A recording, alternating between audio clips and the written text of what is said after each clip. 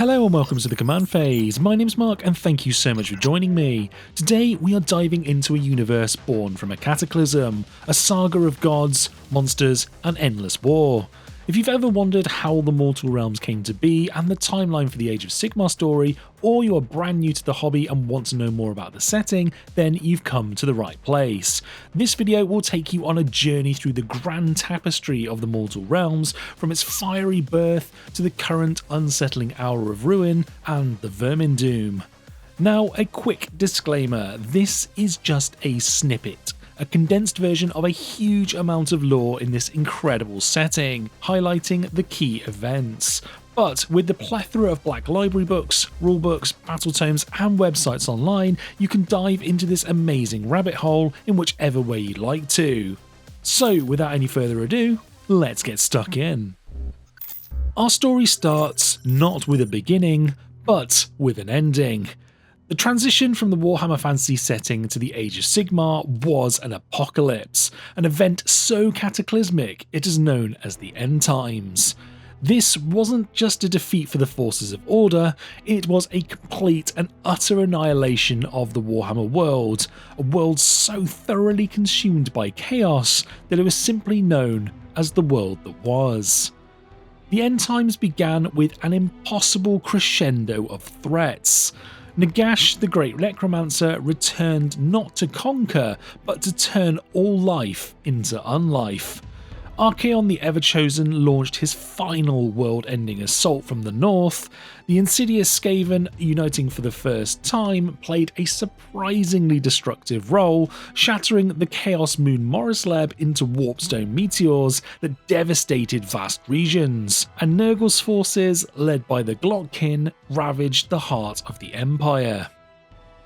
As reality unravelled, iconic factions and heroes met their grim fates. The Empire's last stand saw Emperor Karl Franz embody Sigmar, only to be killed by the Glottkin. Balthazar Geld, a powerful wizard, was infamously betrayed and stabbed by Manfred von Karstein. The Elves, despite uniting under Malekith as the Eternity King, saw Ulthuan sink as Teclis unbound the winds of magic from the Great Vortex. The Dwarves faced their doom too, with High King Thorgrim Grudgebearer assassinated by the Skaven. Even the resilient Lizardmen initiated the Exodus, fleeing the doomed planet on their temple ships. The world was ultimately pulled into the warp by Archaon, signifying Chaos's total triumph. But not all was lost. Even in absolute destruction, echoes of survival lingered. Key entities from the world that was managed to endure, often undergoing profound transformations or ascending to new levels of divinity. Sigmar, the God King, survived by desperately clinging to the burning molten core of his destroyed world. He drifted through the desolate void for an immeasurable span of time. Years, centuries, maybe even millennia. Until a colossal celestial dragon, Dracothian, sensed his divine presence. The great dragon guided him to the newly forming mortal realms, a glimmer of hope in a sea of nothingness. The mortal realms themselves are vast planes that crystallize from the cosmic debris of the world that was, each imbued with the essence of one of the 8 fundamental forms of magical energy. Each realm is contained within its own realm sphere, creating a breathable atmosphere. The dominant magical energy of the realm permeates every aspect of its existence, becoming more concentrated towards its edges. Azir, known as the Realm of Heavens, is described as a glittering realm of glowing palaces, and considered the pinnacle of all the realms. Its geography features snowy mountain peaks that scrape the firmament, while shimmering auroras eternally dance on the horizon. The realm's magic is known as Celestium, and the stars in the sky are described as enormous chunks of this substance. While consuming Celestium can broaden the mind, it can also lead to the detachment from humanity, a subtle but critical foreshadowing of this realm's central paradox. Gur, known as the Realm of Beasts, is a primordial and savage land. It is a place of raw, untamed savagery, where the very landscape is predatory. Mountains stalk one another in slow motion duels, landmasses shift and prowl like beasts, and the earth itself can rupture to swallow travellers. The amber magical energy drives both mortals and animals with primal rage and savage instincts. Aqshy, known as the Realm of Fire, is a land defined by its violent volcanic nature and the passionate aggression of its inhabitants. Its geography is a volatile landscape of volcanic mountain ranges, windswept ashlands and even seas of sulphur. Ghyran, also known as the Realm of Life, is a lush and vibrant realm bursting with life. Its landscapes are lush and fertile, with skyscraping canopies and immense creatures like wandering mountains. Ghyran is a place of regeneration and vitality, tied to the cycle of creation. Next we have Shyish, known as the Realm of Death. It is a grim and desolate place of eternal endings. It is not a single plane, but a series of countless underworlds, each with its own physical laws and afterlives. The landscapes are bleak and desolate, with bone-white deserts, black glass seas, and petrified forests of gravestones. The magic of the realm is a grim force tied to doom and inevitability. Ulgu, known as the Realm of Shadow, is a place shrouded in perpetual gloom. It is a land where truth and lies merge, and its magic is intrinsically linked to illusions, mists, secrets, and hidden meanings. As the twin of Hysh, it works in concert in casts of cycle of light and darkness across the mortal realms. The realm draws those who thrive on intrigue, deception, and hidden agendas. Hysh, the Realm of Light, is a realm of pure light, perfect symmetry, and enlightenment. Its magic is associated with illumination, purity, and truth, and it has the power to banish shadows. The realm exists as a twin pair with the Realm of Shadows Ulgu, and their constant waxing and waning casts cycles of night and day across the other mortal realms. And last of all, we have Chamon, the Realm of Metal. It is a plane of constant flux, swelling and contracting with unseen cosmic tides.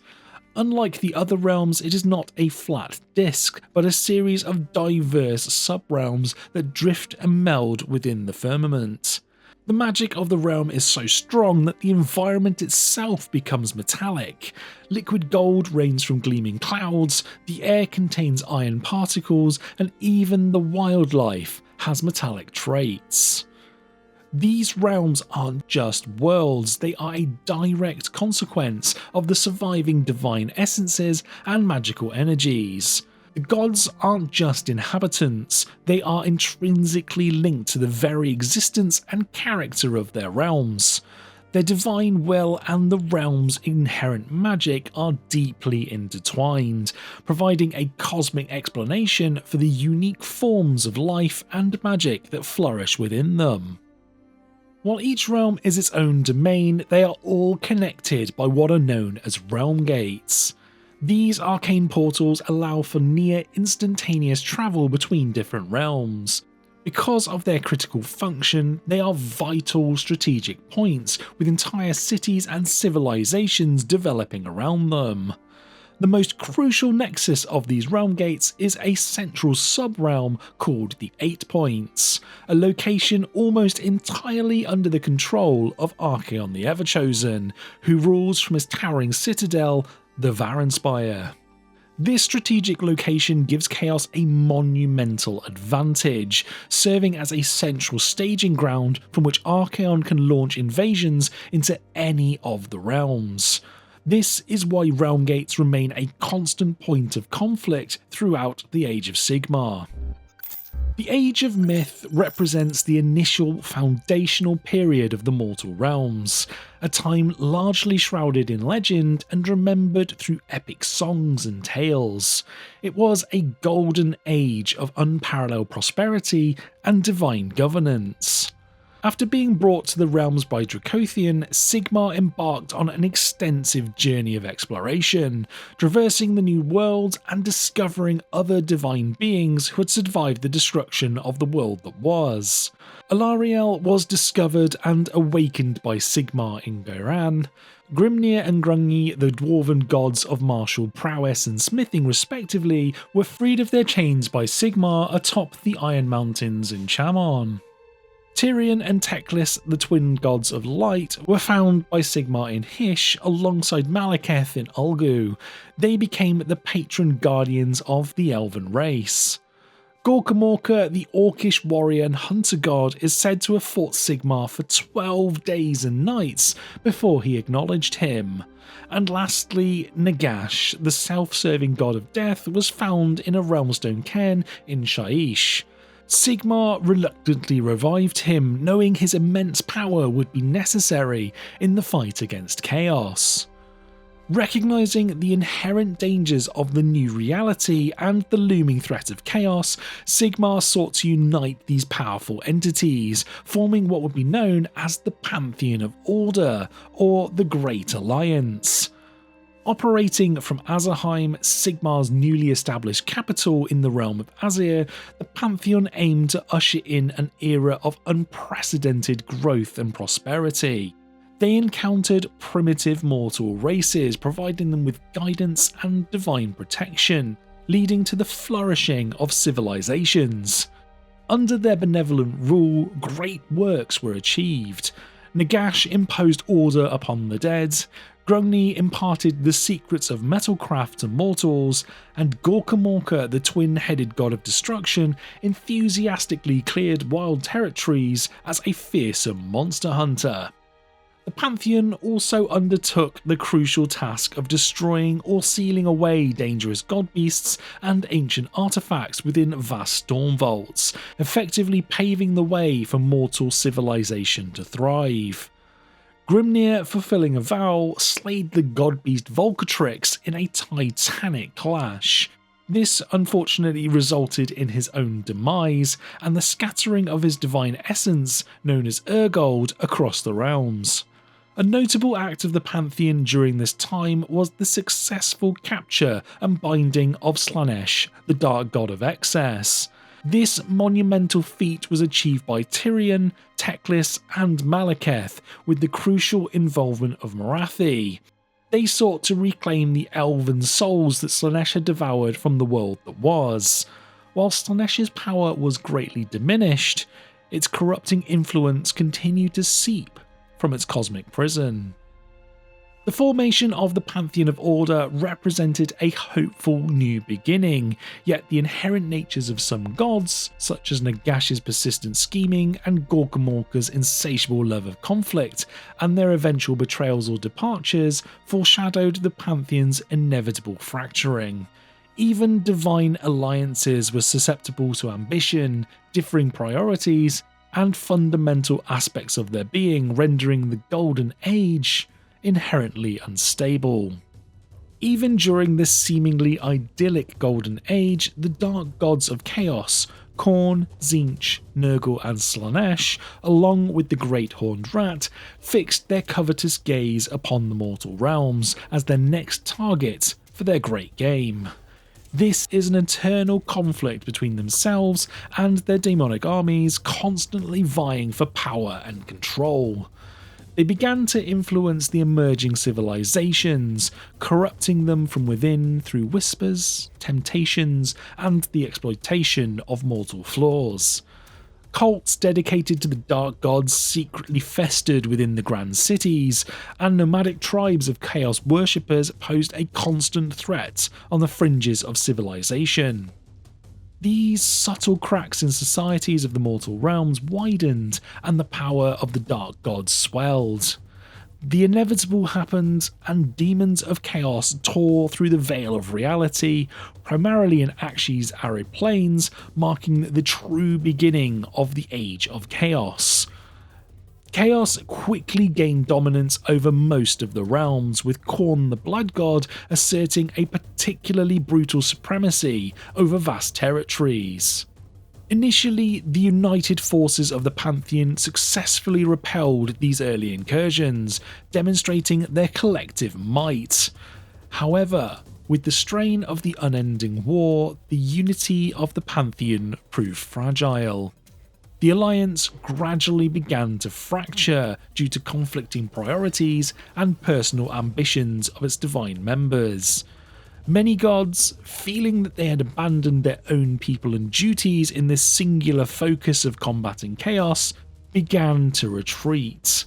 Alariel, the Everqueen, withdrew to protect her precious creations in Ghyran from the encroaching corruption. Gorkamorka, bored with the Pantheon's restrictions, abandoned his duties, summoning the First Great War, a massive horde of Uruks, Stonehorn packs and ogres that rampaged across the mortal realms, destroying everything in their path. Grungni felt he had failed his dwarven people and himself, leading him to seek a self-imposed exile. Most significantly though, Nagash developed a profound sense of betrayal towards Sigmar, perceiving that the God King had abandoned his realms of the dead to the encroaching chaos hordes. This resentment would prove to have far-reaching consequences. The elf gods were embroiled in a nightmare of their own. The Lumineth they had created from the souls they had recovered from Slaanesh arrogantly believed Hysh was theirs by right and sought to reshape it perfectly, disregarding its native people. This great flaw of envy and jealousy led to a catastrophic civil war known as the Spirefall. Immense magical energies were unleashed that directly attracted and empowered the Dark Gods, particularly Slaanesh, and weakened the barriers between the mortal realms, allowing chaos to invade. With the fracturing of the Pantheon of Order and the growing internal discord amongst the gods, the mortal realms became vulnerable. This period, known as the Age of Chaos, saw the pervasive influence of the Dark Gods expand exponentially, leading to an era of widespread suffering and conquest. The Age of Chaos truly began as the once unified Pantheon of Order crumbled, and the raw, destructive power of chaos erupted fully into reality. This era was defined by intense, brutal conflicts as the forces of chaos swept across the realms, overwhelming any resistance.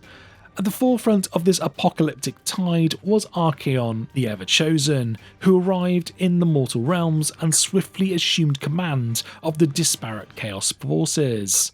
Having successfully orchestrated the destruction of the world that was, Archaon retained his immense power and apocalyptic relics, riding his monstrous steed Dorgar. The most devastating blow to the Grand Alliance of Order came from within. During the fateful struggle for the All-Points, Nagash betrayed Sigmar. Driven by resentment over Sigmar's perceived abandonment of his realms and his own personal motivations, Nagash abandoned his former ally. This treachery culminated in the Battle of Burning Skies, a titanic clash where Sigmar himself confronted Archaon. In a moment of critical vulnerability, the God King made a fateful decision. Believing he could not defeat Archaon in direct prolonged combat, Sigmar hurled Galmaraz at the Ever-Chosen. Archaon, anticipating this move and aided by the insidious manipulations of Tzeentch, used an illusion to deceive Sigmar's aim. The mighty Warhammer missed its target harmlessly, vanishing into a crack in reality. This strategic loss of Galmaraz was not merely a personal setback for Sigmar, but a foundational event that dictated his subsequent actions and the entire trajectory of the Age of Chaos. Bereft of his greatest weapon, Sigmar suffered continuous defeats, leading to his forced retreat into the realm of Azir, where he eventually sealed its gates. Triumphant, Archaon solidified his dominion over the mortal realms. Sigmar's retreat, while a strategic necessity for his long-term plans, carried immense moral and practical consequences. It created a vast power vacuum and condemned the remaining realms to a period of unimaginable suffering under Chaos's dominion, leading many mortals to embrace the ruinous powers out of desperation. This abandonment also festered deep resentment amongst the other surviving gods and mortals, establishing a complex moral landscape within the Age of Sigmar. Even the God King was forced to make harsh, morally ambiguous decisions for a perceived greater long-term goal. With the Pantheon fractured and Azir sealed, the mortal realms plunged into centuries of unchecked Chaos dominion. Chaos swiftly controlled the All Points, ensuring no corner of the realms was safe. Their triumph was so complete that vast swathes of land crumbled and many realm gates twisted into corrupted pathways directly into the realm of Chaos itself. Facing overwhelming odds, many mortals were forced to turn to the ruinous powers for survival, while countless others died resisting. The great architectural accomplishments and technological wonders of Sigmar's golden age were lost, torn down and replaced by dark effigies to the thirsting gods of chaos. Yet, even in this darkest hour, Sigmar endured in Azir, witnessing the realms burn but resolute in his purpose. His powers diminished and his former allies scattered, he understood that the survival of order depended on a new, unyielding force. For many years, Sigmar toiled in his celestial forges, preparing for the inevitable counter-offensive. His work alongside the Six Smiths, demigod apprentices of Grungni the Great Maker, were instrumental in allowing mortals to be reshaped into something new and powerful. Sigmar carefully selected the finest men and women, the greatest champions of a dark age who had maintained their purity and fought against the overwhelming forces of chaos.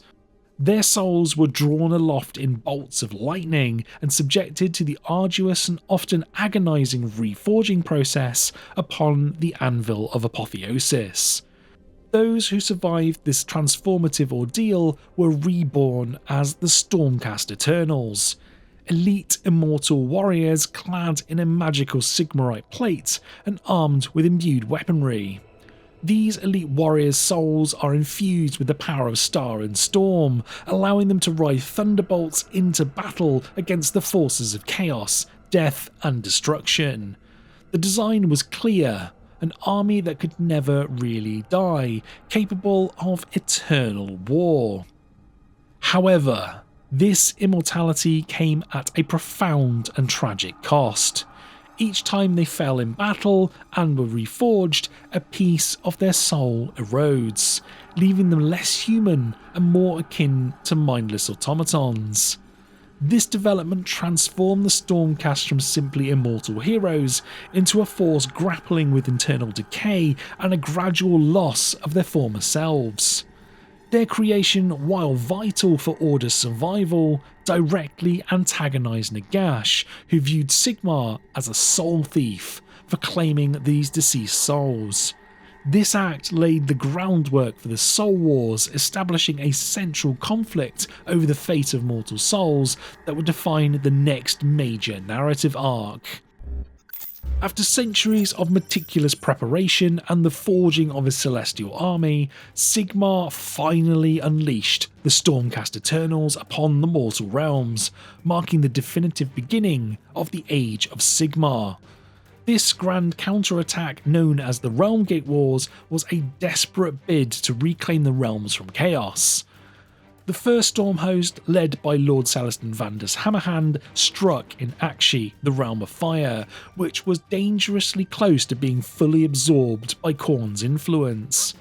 They immediately engaged the Khornate warriors, including the mighty Chaos Lord Korgos Kull, in a battle for the Brimstone Peninsula, the very same warlord that had slain Hammerhand's son in a former life. The primary objective of these wars was the reclamation of the Realm Gates. These magical portals were not merely pathways, but vital strategic positions and conduits of power, which had been defiled and controlled by the forces of chaos for centuries. Many had been corrupted to connect directly to the realm of chaos or the dangerous etheric void, making their purification or destruction paramount to preventing further incursions. Control of these conduits was and remains vital for any faction seeking dominance.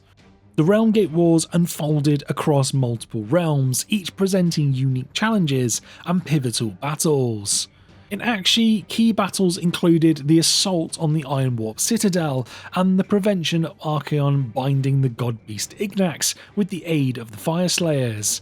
The Brimfire Gate was eventually secured by Order. In Garan, the Realm of Life, the Stormcast challenged Nurgle's corruption and sought an alliance with Alarielle. A pivotal moment was Alarielle's dramatic rebirth as the Radiant Queen, which revitalised Order's forces and led to the cleansing of the Genesis Gate, breaking Nurgle's hold on her realm. Sigmar's focused offensive in Chaemon aimed to recover Galmaraz from the cunning forces of Tzeentch. Despite Tzeentch's elaborate schemes and the relocation of the Eldritch Fortress, the Stormcast successfully seized Sigmar's holy weapon, a major symbolic victory. This period also saw other major powers seize the opportunity presented by the conflict. The wars also raged in Gur in the Realm of Beasts, where the Ironjaws, led by Gordrak, independently claimed the Moorgate, denying it to both Order and Chaos. While in Shaiish, Nagash's forces primarily sought to reconquer his own territories, often clashing with Chaos and even hindering Order's broader objectives due to his independent agenda. The Skaven, now full followers of Chaos, were active across various realms, causing widespread disruption. Sigmar also sought to reform his pantheon of old, recognising that the Stormcast Eternals alone could not reclaim the realms. He sought out his former allies, including Nagash and Gorkamorka, although not all such efforts were successful. Ragged survivors of the Age of Chaos came flooding back into the fold of the God King, and new bastions of hope, known as Cities of Sigmar, were established across the realms. A prime example is the huge city of Hammerhall, which is known as the Twin-Tailed City. This is built around a realm gate that exists both in Aqshy and Garan, serving as a heavily fortified strategic point for realm-to-realm travel and expansion. The ultimate strategic objective of the Realmgate Wars was to find and close the 7 All-Gates. These realm gates that led directly to the All Points, Archaon the Everchosen's citadel and heart of the Chaos Dominion. By severing Chaos's endless supply of reinforcements, Sigmar aimed to make the fight against them more manageable.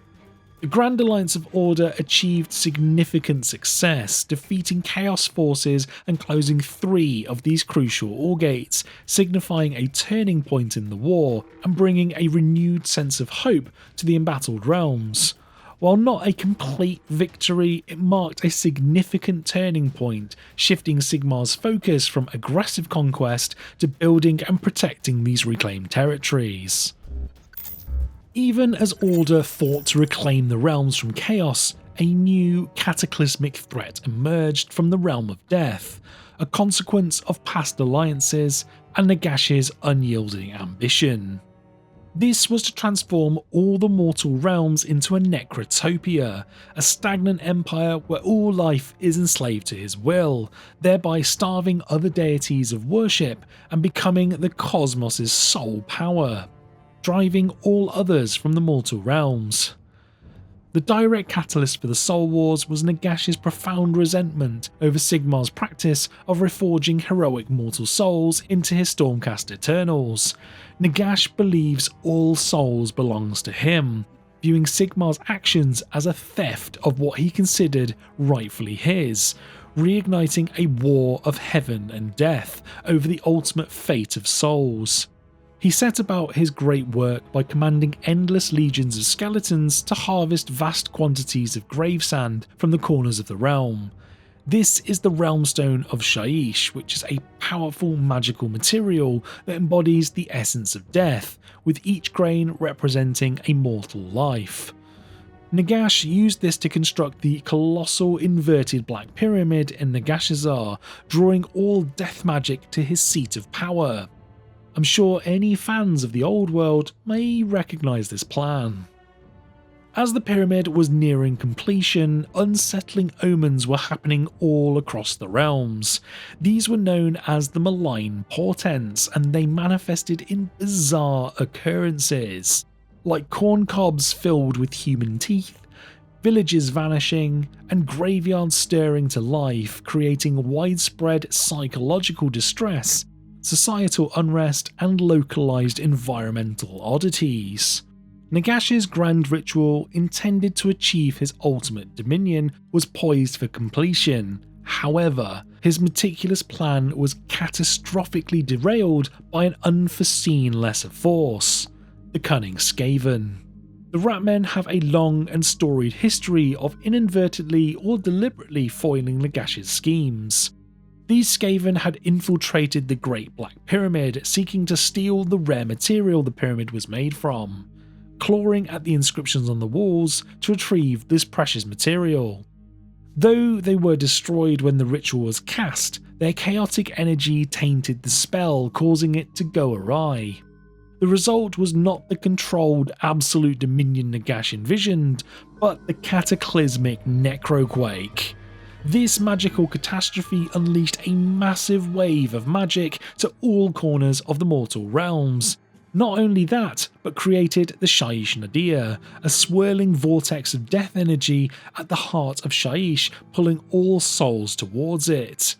This event is the most impactful moment in the history in every single Age of Sigmar faction, and changed the mortal realms forever, even if it wasn't in the way Nagash had intended.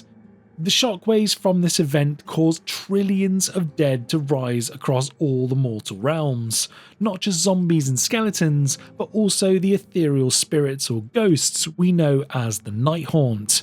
These tormented souls bound to Nagash, and under the control of Lady Olinda, became one of his primary invasion forces, overwhelming cities across the realms. But it didn't stop there. The Necroquake flooded the realms with etheric power, destabilising magic forever. So instead of casting a spell and dissipating after use as they should, they now lingered, leading to the emergence of endless spells. Powerful, sentient magical constructs that roam the battlefield, affecting all who cross their path. Another unintended outcome was the rediscovery and breaching of many of Sigmar's hidden storm vaults from the Age of Myth. These contained all manner of powerful artifacts, creatures, and souls that would either be a risk to the mortal realms, or Sigmar put in there so he could use them in the future. These became of great importance for the different factions of the mortal realms, with battles taking place to unlock their secrets and plunder what was inside in a sort of arms race. The Necroquake immediately plunged the realms into the Soul Wars, a cosmic conflict initiated by Nagash as a war of vengeance against all who had denied him his perceived right over deceased souls. His spectral hosts of Nighthaunt, led by his Mortarchs, spearheaded attacks on every major free city. Sigmar's vital bastion in Shyish, Glimsforge, became a primary target for Nagash.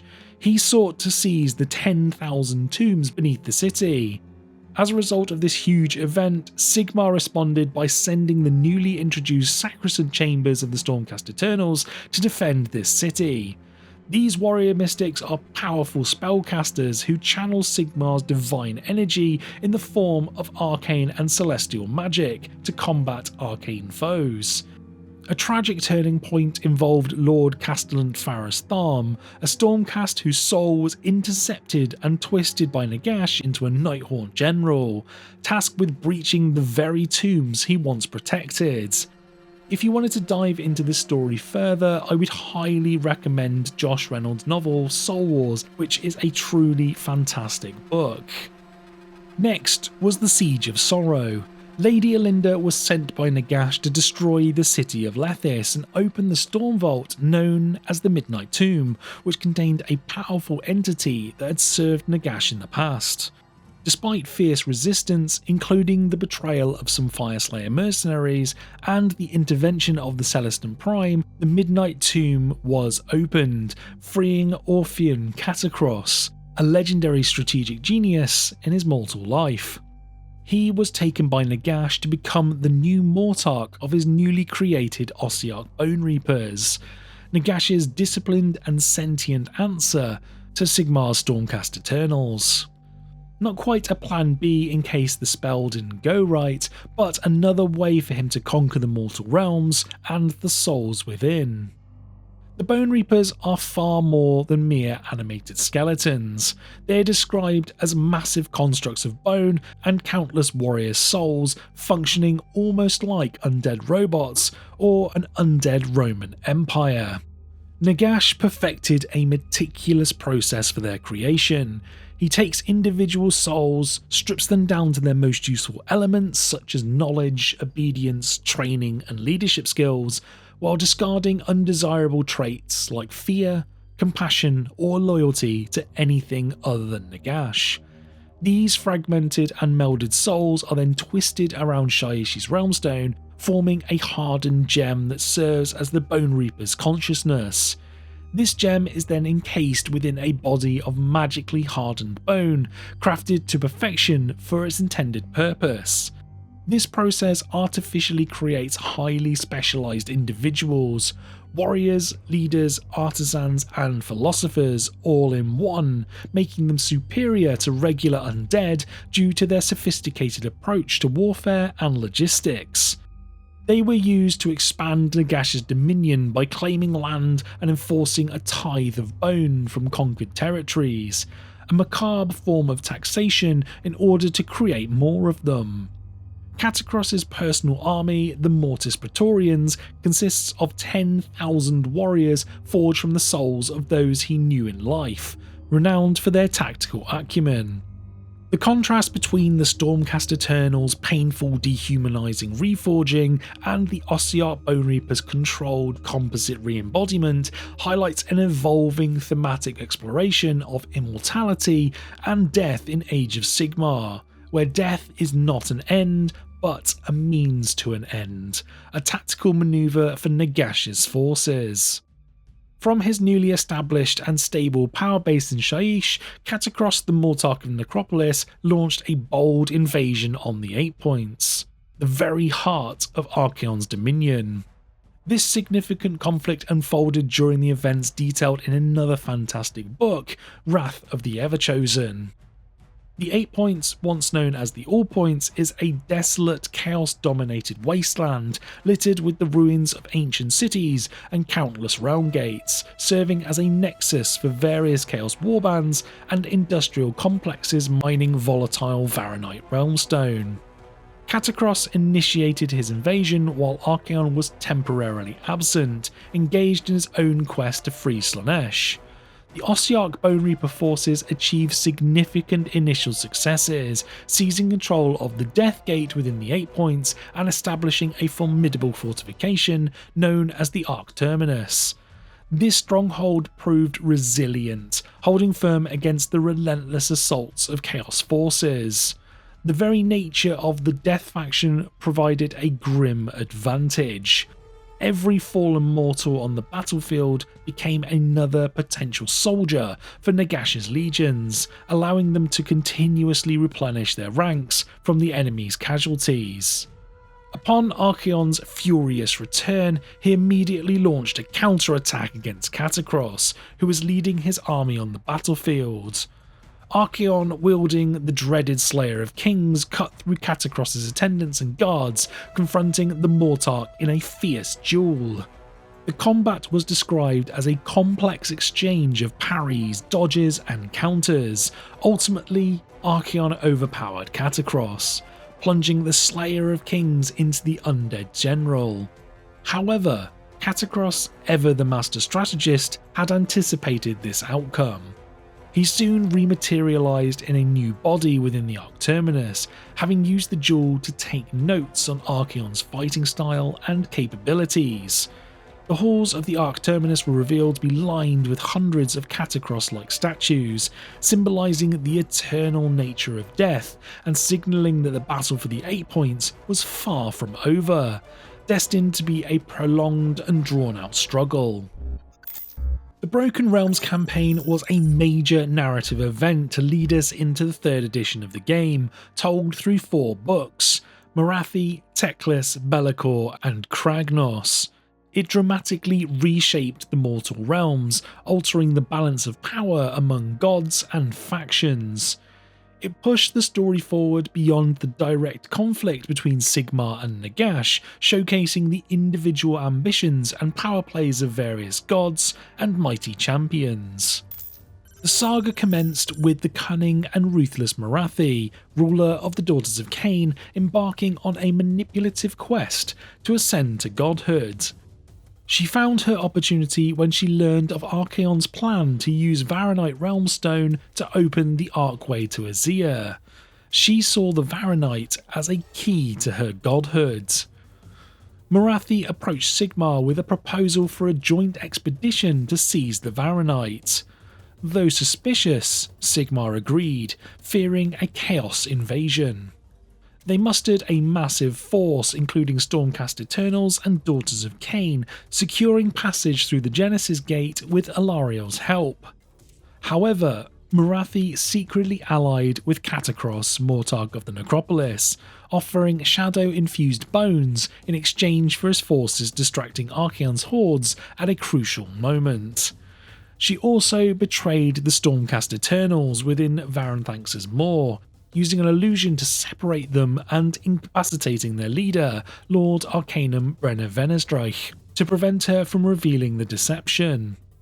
Morathi then successfully extracted the Varanite, leaving the Stormcast to their fate. Concurrently, Morathi's agents located and stole the Ocarin Lantern from the Ideneth Deepkin, an ancient artifact crucial for her ritual. With both the Varanite and the Lantern, she began her grand apotheosis ritual, adding various mystical ingredients to purify the Varanite's corrupting influence. The ritual involved sacrificing Chaos champions, whose blood was then channeled into Slaaneish's gullet.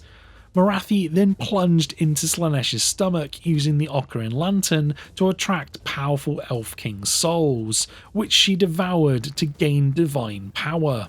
She hesitated before consuming the soul of the being she truly loved, which struck her a devastating blow. Morathi emerged from the ritual as a cloven goddess, simultaneously a beautiful elf queen and a monstrous being. Immediately, she faced the Ideneth Deepkin, who sought to reclaim the stolen lantern. As a goddess, she easily overpowered them, eventually offering peace, the lantern's return, and the rescued Scythish souls as reparations. The Ideneth accepted her terms. Recovered, Morathi moved on Anvilgard, a city plagued by assassinations, where she was welcomed as an ally. However, this was another deception. During a mist, she launched a surprise attack, renaming the captured city Har-Kuron and annexing it. She paid the Ideneth Deepkin with a portion of the city's inhabitants for their assistance. Sigmar reacted strongly to Anvilgard's seizure, sending a relief force. However, after secret meetings with the Celestant Prime, a treaty was established allowing Morathi to keep Har-Kuron. In exchange, Morathi played a vital role in lifting the siege of Excelsis, notably luring away Kragnos, which helped cement her position amongst the forces of order. Morathi's apotheosis had unforeseen consequences beyond her control. Her dramatic escape from Slaanesh inadvertently freed other entities, including Dexessa and Senessa, twin avatars of Slaanesh, who became a dangerous new threat. More personally, fragments of ancient Azur pantheon, including a piece of Morai Heg, also escaped. This empowered Crethusa, a Cainite outcast with prophetic abilities. Crethusa, now aware of Morathi's deceptions, is gathering discontented Cainites, posing a growing and difficult to eliminate threat to Morathi's newfound power.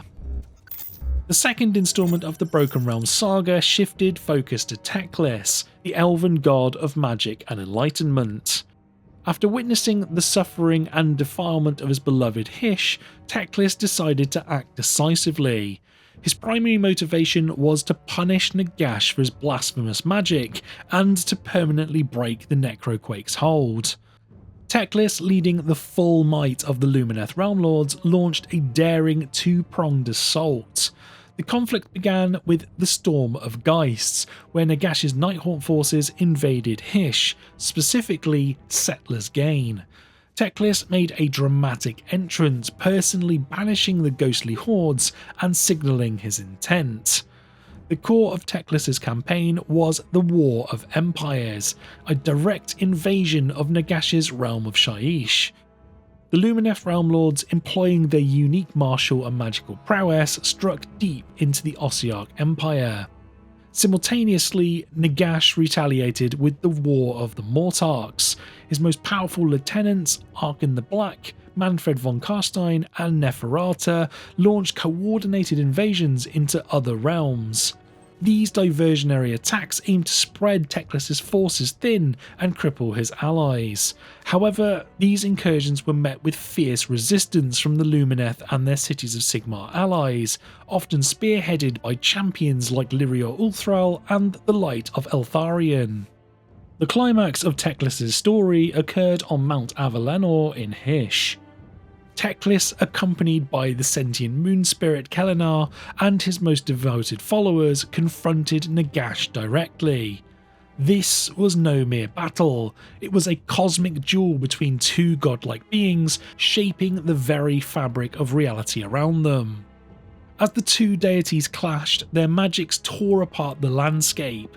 Lumineth forces, including the mighty mountain spirits and powerful Luminarchs, sacrificed themselves to empower Teclis and distract Nagash's Mortarchs. In a moment of ultimate power, Teclis unleashed the full might of Hysh. He shattered Nagash's physical form, pulverizing the Great Necromancer's immense body and severing his connection to the Necroquake. Teclis' victory was absolute. Nagash was utterly defeated, his spirit bound back to Shyish, effectively neutralizing his threat for a time. The Necroquake's cursed magic, which had empowered the undead and spread death across the realms, was permanently broken. This monumental achievement brought an end to the Soul Wars and drastically shifted the balance of power in the mortal realms. Yet Alariel sagely warned Teclis that such a drastic removal of Nagash from the cosmic balance would inevitably have unforeseen consequences and fundamentally shift the web of power across the mortal realms. The third book in the saga centred on Be'lakor, the first demon prince, who made a monumental bid for power, aiming to finally usurp Archaon the Everchosen and gain the sole favour of the Chaos Gods.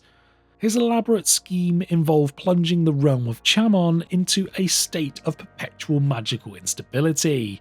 To achieve this, he orchestrated the destruction of 2 silver towers, manipulating the Seraphon into destroying the silver tower of the Gaunt Summoner, Eater of Tomes, and having Skaven infiltrators detonate a warpstone bomb in the second one. This widespread magical chaos was designed to birth the Cursed Skies, ethereal storms that would weaken the reforging process of Sigmar's Stormcast Eternals, thereby crippling Order's most potent fighting force and proving his superior cunning to the ruinous powers. A master manipulator, Be'lakor forged a temporary, uneasy alliance with Lady Alinda, the Mortarch of Grief, convincing her to unleash her Nighthaunt legions upon Chamon. While Alinda's forces reaped a toll of Stormcast souls, Be'lakor launched a direct assault on the Vindicarum, a key stronghold of the Celestial Vindicators. The siege was a brutal affair, with the Legion of the First Prince clashing against valiant defenders like Garda Steelsoul and the Hallowed Knights, supported by the Caradon Overlords and Fireslayers. Be'lakor himself engaged in a climactic duel with Gardas, demonstrating his immense power. Despite his meticulous planning and the significant damage inflicted upon the Order, Be'lakor's grand ambition ultimately fell short. At the height of the Vindicarum siege, a mysterious white-bearded Dwarden, later revealed to be Grungni, made a subtle but impactful appearance. His very presence unnerved Be'lakor, forcing the Demon Prince to withdraw.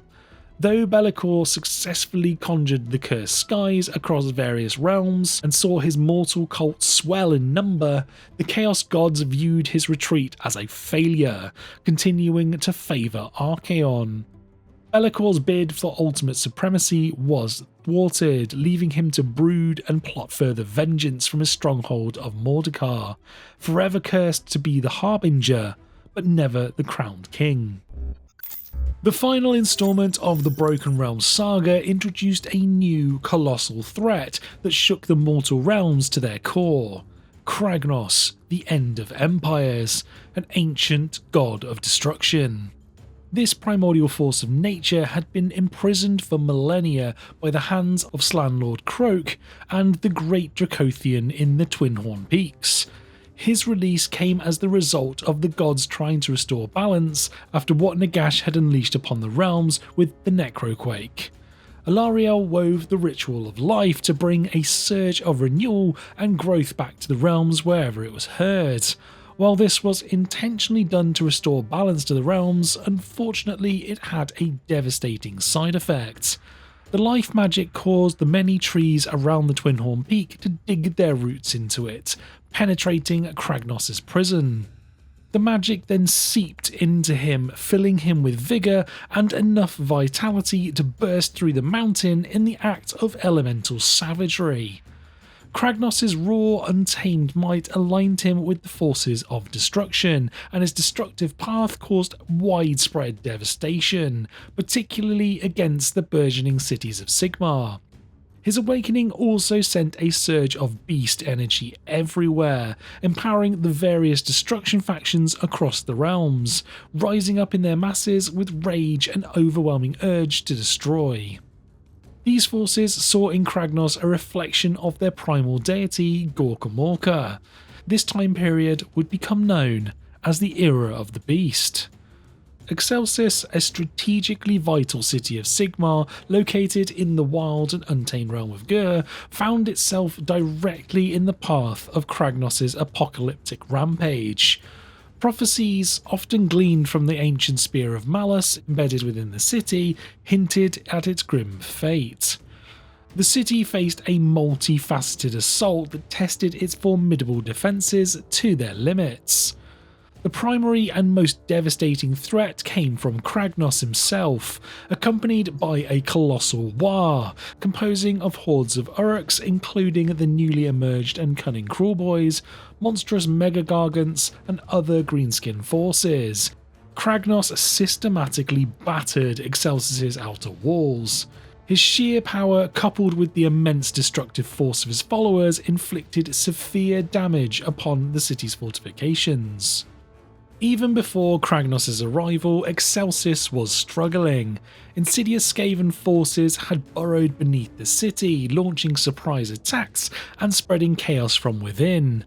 More insidiously, a deceptive Slaaneshi cult known as the Nullstone Brotherhood had infiltrated the city's highest echelons, masquerading as an anti-magic movement. They secretly worked to weaken Excelsis from within, undermining its defences and sowing discord. During the siege, the city suffered a critical blow when its hired ogre mercenaries turned traitor. Driven by their insatiable hunger and shifting loyalties, they abandoned their posts and actively turned against their former employers, further straining Excelsis' beleaguered defenders. Despite the overwhelming odds and internal threats, Excelsis mounted a desperate defence. Its survival ultimately hinged on the timely and formidable intervention of powerful, if unlikely, allies. The ancient and immensely powerful Slan Starmaster, Lord Croak, a living relic of the world that was, arrived to aid the city. His mastery of the cosmic magic and strategic intellect proved crucial in countering the rampaging forces. The treacherous but undeniably potent Morathi Khaine, High Oracle of the Khainite cult and a demigod in her own right, also came to Excelsis' aid. While her motivations were undoubtedly self-serving, her vast power and command over the Daughters of Khaine provided a vital spearhead against the attackers.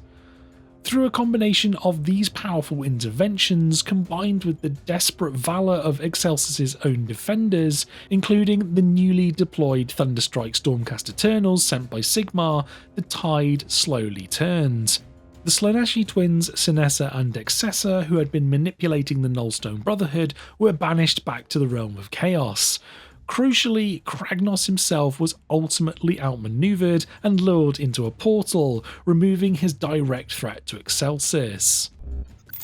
Following the dramatic upheavals of the Broken Realm saga, the Mortal Realms was now firmly in the era of the Beast. The Dawnbringer Crusades emerged as a new, ambitious era of expansion for the forces of Order. These were not mere military campaigns, but vast caravans sent forth from established cities of Sigmar, carrying would-be pioneers of all Order factions into the dangerous wilds of the Mortal Realms, with the goal of establishing new strongholds at sites of particular importance, such as realm gates, ancient shrines, or nodes of geomantic power, thereby expanding the dominion of Order.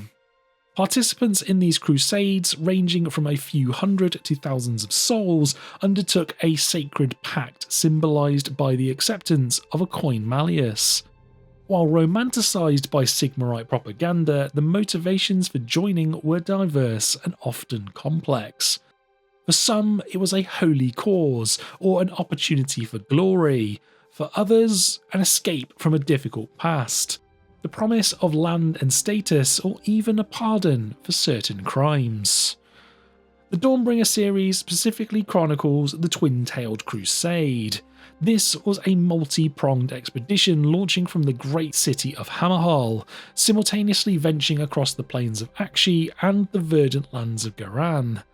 The prophecy states that only one of these two massive crusades will ultimately succeed in its mission to found a new stronghold for Sigmar, while the other is destined to fail. The initial phase of the Twin-Tailed Crusade, as detailed in Harbingers, began with the ominous portents across the Mortal Realms, signalling a coordinated and multifaceted opposition to Sigmar's expansion. In Akshi, the Realm of Fire, remnants of the Shudderblight Plague seeped through the realm gates, but as a more immediate and widespread danger emerged from beneath the earth. Clamorous hordes of Troggoths, Grots and Squigs led by opportunistic rabble-rousers. These riotous masses were initially contained through the disciplined efforts of Fireslayers, particularly the determined Grimhold Exiles. Concurrently in Garan, the Realm of Life, Nurgle's emissaries actively propagated the Shudderblight Plague, spreading unease throughout the Everspring swathe. Even as Alariel the Everqueen summoned healing downpours to combat the malady, a new unsettling threat emerged. Sickly-skinned envoys from a place known as the New Summer Court began to disseminate the word of the Carrion King, a chilling prelude to the later prominence of Usharan. Leading one of the Crusade's prongs was First Marshal Talia Vedra, a formidable figure known as the Lioness of the Parch. Vedra was not only a commander, but also the architect of significant military reforms for the Dawnbringer Crusades. Her ingenuity led to the development of the Castellite formation, an innovation that created better protected infantry capable of steady, constant progress where other crusades had faltered. Vedra's rise to power was meteoric and marked by ruthless political acumen. She famously uncovered and executed 4 conspiracies against her on the eve of 4 killings, displaying the decapitated skulls on her manticore mount in Fernandine as a chilling warning.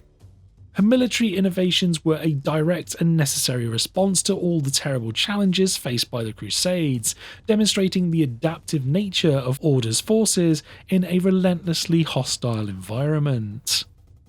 The second phase of the Twin-Tail Crusade, Reign of the Brute, saw both Axian and Gyronite contingents collide with overwhelming forces of destruction. The Axian Crusade, having initially secured victories after departing Hammerhall, had setbacks.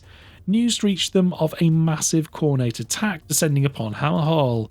Angrily, Talia had to leave, dividing the forces in order to deal with that threat, leaving her protege Marshal Malcorn in charge.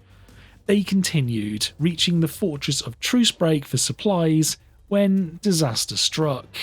Malcorn recklessly ordered his Free Guild soldiers to engage the combined armies of Trug, the hulking Troggoth King, and the cunning rabble-rouser Braggett Big Talker. Malcorn's fatal misjudgment of Trug's immense power, capable of reducing a cogfort to rubble, led to the catastrophic destruction of Trucebreak. In a desperate rearguard action, a cohort of volunteers, walking wounded and flagellants held off the rampaging Trogard, just long enough for Pontifex Zenestra to intervene. Zenestra, summoning a searing image of the Great Wheel, blasted the Gloomspite assailants, buying the remaining Crusaders precious time to escape. A similarly destructive force impacted the Gyronite half of the Crusade. King Brod and his colossal mega-gargants, allied with hordes of Ironjaws, launched a thunderous assault that broke against the walls of Fort Gardus. This Stormkeep, a bastion of the Hallowed Knights, met the same fate as Trucebreak. Despite the combined might of the Stormcast Eternals, Sylvaneth and Caradhran Overlords, the massed Gargants and Oryx proved unstoppable. The fall of both Trucebreak and Fort Gardus, despite the presence of elite Order forces, vividly illustrated the sheer scale and destructive capacity of the threats in the mortal realms. This demonstrated that even Sigmar's chosen warriors were not invincible, and the Crusades were inherently high-risk, attritional campaigns where even fortified positions could be overwhelmed. Pontifex Zenestra's dramatic intervention at Trucebreak solidified her growing influence and the power of her Great Wheel cult within the Axian Crusade. Following the devastating encounters of the previous phase, the long hunt saw the Twin-Tail Crusade receive crucial, often legendary reinforcements. The Axian contingent, though battered, pressed onwards towards the Heartblood Sea, where they faced the relentless Gore-Tide of Khorne. When the situation became most dire, a pivotal moment occurred with the return of Ionis Cryptborn. Known as the Warden of Souls and the Elder Lord Relictor, Ionis appeared atop his wizened Crimson Draconith, Cathorak, fighting alongside his old friend, Vandus Hammerhand. Ionis' return was particularly significant as he'd been on a personal quest in the deepest Shaiish, searching for a cure for the flaw of reforging, the gradual erosion of identity suffered by Stormcast Eternals through repeated death and rebirth. While he did not find a cure, he formed an inseparable bond with Cathorak during his quest. His powerful new abilities and the emergence of the Draconith Skywing Army of Renown further bolstered the hard-pressed Crusade. The Axian Dawnbringers faced another grave threat when the Idenith Deepkin launched an assault. The Crusaders were saved only by the timely intervention of Neve Blacktalon, a Knight Zephyrus of the Shadowhammers. She averted a potentially realm-spanning war by engaging the Akkalian King in an honour duel. In Ghyran's Wilds, the narrative introduced Belthanos, the first Thorn of Kurnoth, a Sylvaneth herald who leads the Evergreen Hunt. Belthanos' sacred responsibility is to protect Ghyran from those who would harm it, signifying the Sylvaneth's deep connection to the realm's vitality. Riding a Carnelian Greatspite, a creature of pure life magic, Belthanos' presence caused new growth to sprout, which he adeptly used to flush out and ensnare his quarry.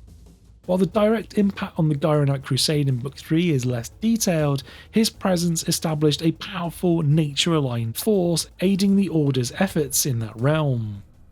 The Mad King Rises marked a thematic shift in the Dawnbringer saga, moving beyond overt physical destruction to confront an insidious psychological corruption orchestrated by the forces of death. As the Twin-Tail Crusade pressed deeper into the realms, the vampiric servants of Nagash began to enact their sinister plots on the Crusade's downfall. In Ghyran, the Crusade marched into the chilling domain of Usharan the Mad King and Mortarch of Delusion, specifically his new summer court. Usharan, once a noble champion of Nagash, had been transfigured by a cruel twist of fate into a swollen Goliath afflicted with unquenchable thirst. Despite his monstrous appearance, Usharan perceived the grim mortal realms as a chivalric kingdom, and himself a virtuous monarch, a profound delusion that masked his true terrifying nature. He extended a twisted form of hospitality to all who entered his kingdom, imploring guests to participate in extravagant feasts. However, the limits of his generosity were constantly tested, posing a grave and deceptive danger to the Gyronite Crusade. A central element of Usharan's influence was his King's Blood wine. Mortals who consumed this crimson liquid became infected with the Flesh Eater's curse, a virulent plague that began to spread far beyond his immediate domain.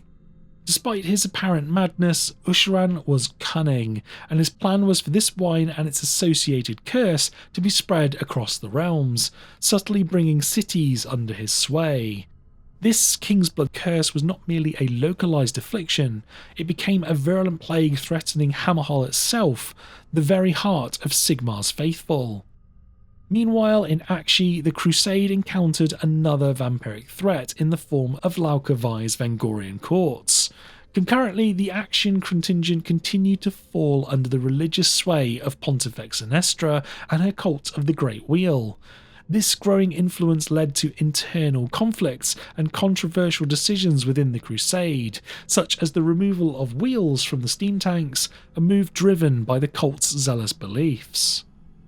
Shadow of the Crone presented a complex phase of the Twin-Tail Crusade, marked by both a significant triumph and a deepening internal strife within Order, alongside the emergence of new prophetic forces.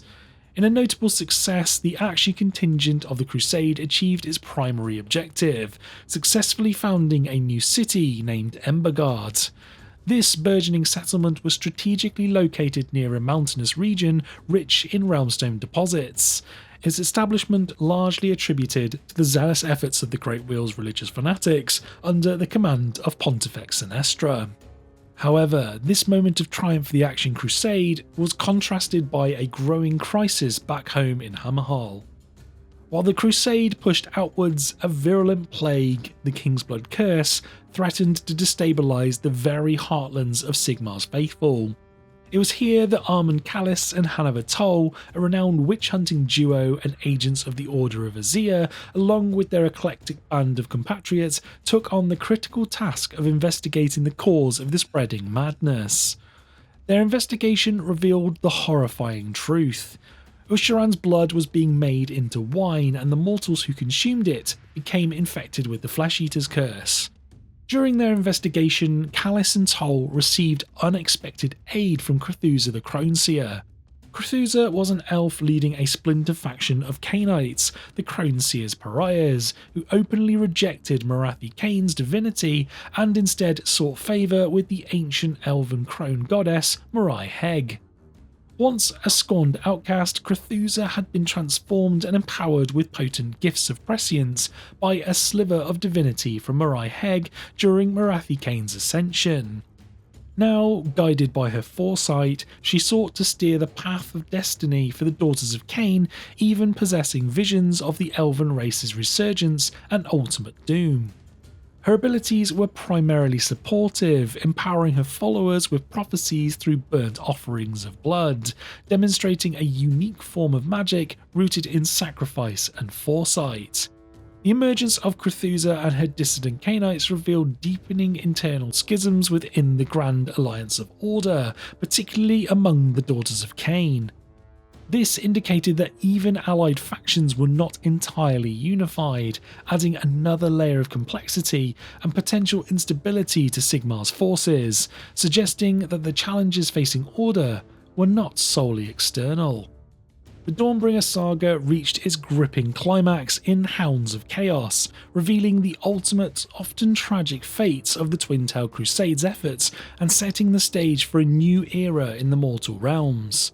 The Gyronite Crusade, despite its arduous journey, had successfully founded the city of Verdigris. However, its existence was short-lived.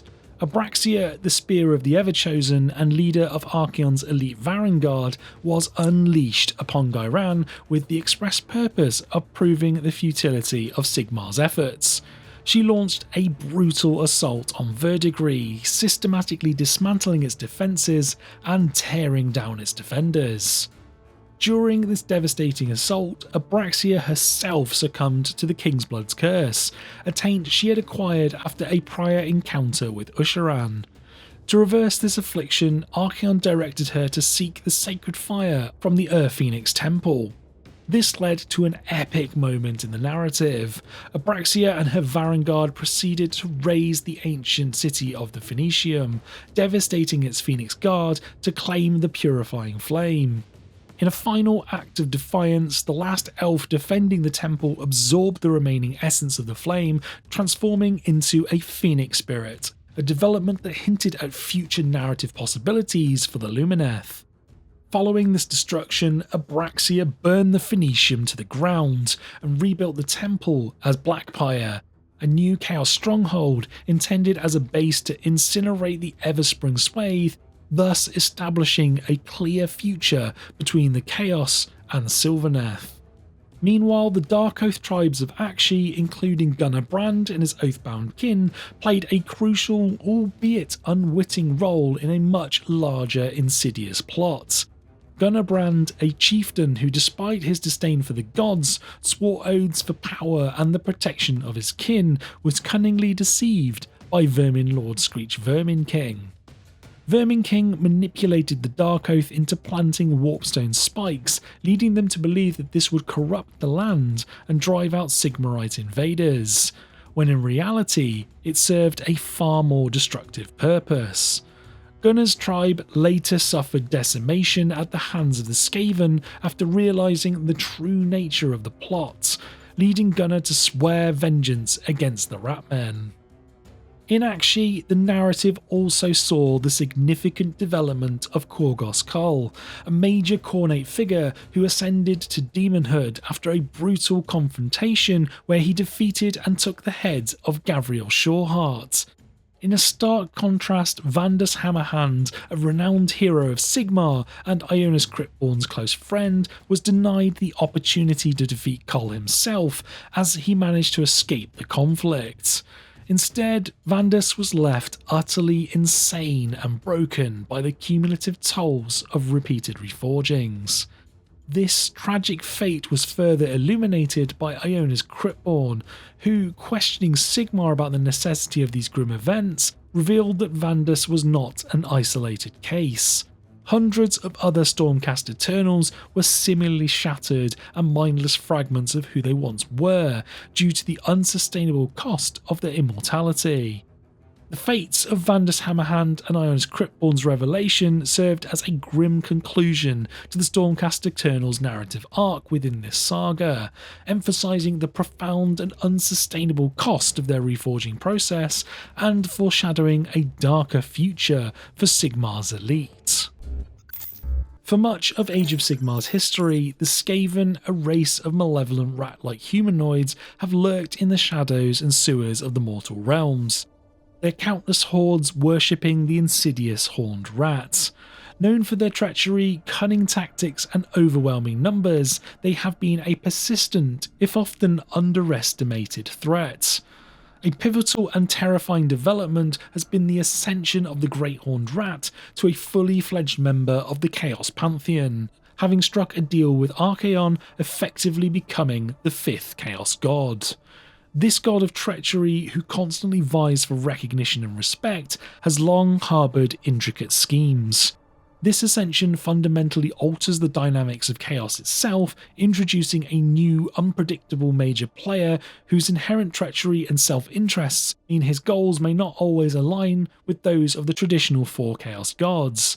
This makes him a uniquely destabilising force, even within the Pantheon of Ruin, and elevates the Skaven from a pervasive nuisance to a major realm-altering power. The culmination of the Horned Rat's insidious plotting is the Vermindoom, which involved the detonation of vast quantities of warpstone beneath vital magical nexuses across the realms. Screech Vermin King, a cunning vermin lord, was instrumental in this, deceiving the Dark Oath tribes, including Gunnar Brand, into unwittingly planting warpstone spikes under the false pretense of Archaon's approval. The true purpose of these detonations was to shatter reality itself, directly pulling the fetid sub-realm of Blight City into Aqshy.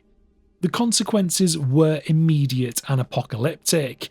Mountains exploded, the grotesque towers of Blight City burst through the realm's abused flesh, and endless waves of rodents emerged from these newly torn breaches, swarming over lands that buckled and bent. The newly founded Dawnbringer city of Embergard, the hard-won triumph of the Axian Crusade, bore the brunt of this cataclysm. The detonation of these nexuses caused an eruption that engulfed and destroyed a large portion of the Great Parch, including Embergard. This destruction, alongside the repurposing of Verdigris, highlighted the ultimate failure of this specific crusade, despite the immense sacrifices and individual acts of heroism. The Vermindoom ushered in the Hour of Ruin. The Skavens returned to prominence with a cataclysmic bang, after a long period spent seemingly at the periphery of the action. With Blight City now merged directly with Aqshy, the Skaven transformed into a massive continent-sized threat known as the Nor. The Vermindoom has fundamentally altered the geography of Aqshy, resulting in the fall of the entire eastern seaboard of the Great Parch to the Skaven. A Skaven tide was poised to engulf the realms, with Norholes continually bursting out of the ground and endless tides of ratmen pouring forth to overwhelm their forces. This forced Order to take a step back initially. In the face of this overwhelming tide, the Stormcast Eternal's hallowed knights, particularly the grizzled veterans of the Ruination Chamber, were called upon to combat the corrupting Warpstone Blight, indicating the dire need for their most hardened warriors. Concurrently with this escalating external threat, Sigmar's primary fighting force faces a deepening internal crisis.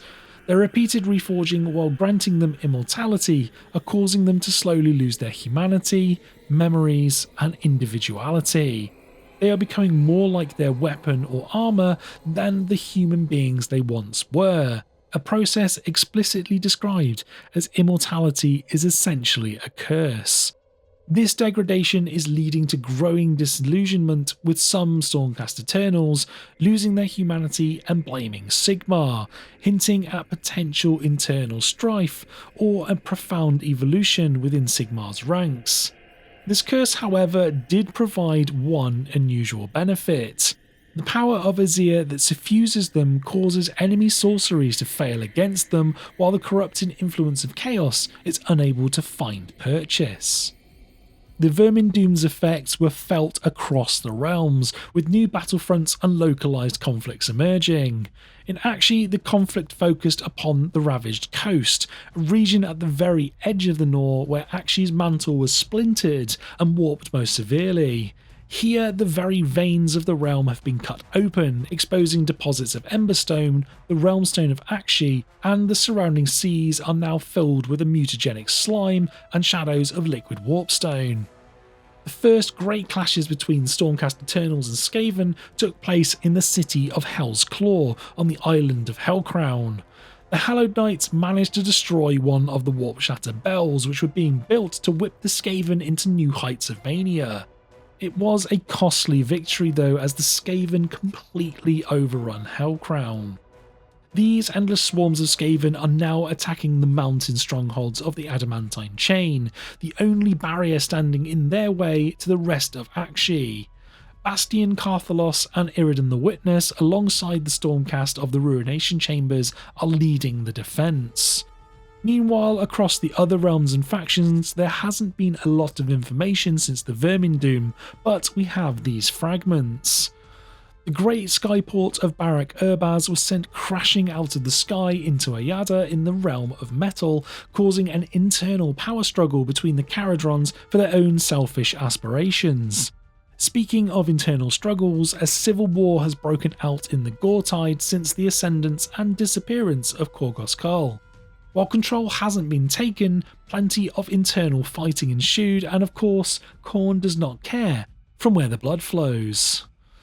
Over in Shyish, the outer defences of Lethis are being tested by the Ossiarch Bone Reapers, although these assaults are masking their true intent of harvesting titanic bones from the bottom of Lake Lethis. Could an even larger skeletal construct be coming? Something to keep an eye on. The Mortarchs Manfred von Karstein and Neferata joined forces in order to deal with the escalating Skaven threat. While it may appear to be a truce, secretly they are still continuing to wage war against one another. Drogs the Sunchomper and his Gitmobs from their den in the north of the Great Parch are invading Ometria in Hysh through an ancient realm gate with the desire to get more sun metal. The Idenith Deepkin have started on a new path led by their Oracle of the Abyss, with whispers that their use of Sithai souls stored in the Carillion Reefs aren't just to defend their borders. It may well be an attempt to conjure a god of their own. Usharan, the Summer King, is on the march with the War of Red Errantry across the fertile lands of Garan, spreading the taint of his cannibal kingdom. Nothing much has been said about what Archaon is up to, while Abraxia continues her assault on Garan after her conquest of the Blackpire. Gordrak's rampage on the 8 Point continues with the Meteoric Gate looking to be his target. This gate was the archway to Azir, sealed by Sigmar in the Age of Chaos. We are unsure what his plans are when he gets there, but it'll certainly be interesting to see how this destruction progresses.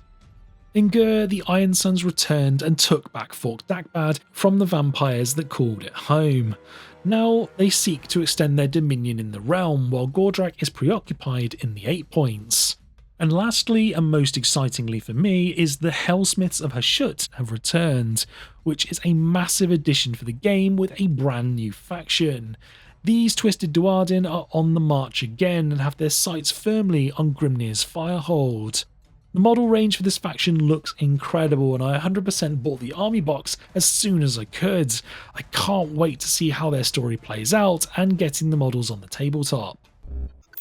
I must admit, having heard a lot of negativity towards the lore of Age of Sigmar in the past, I've been pleasantly surprised how much I've enjoyed a lot of the storylines and novels.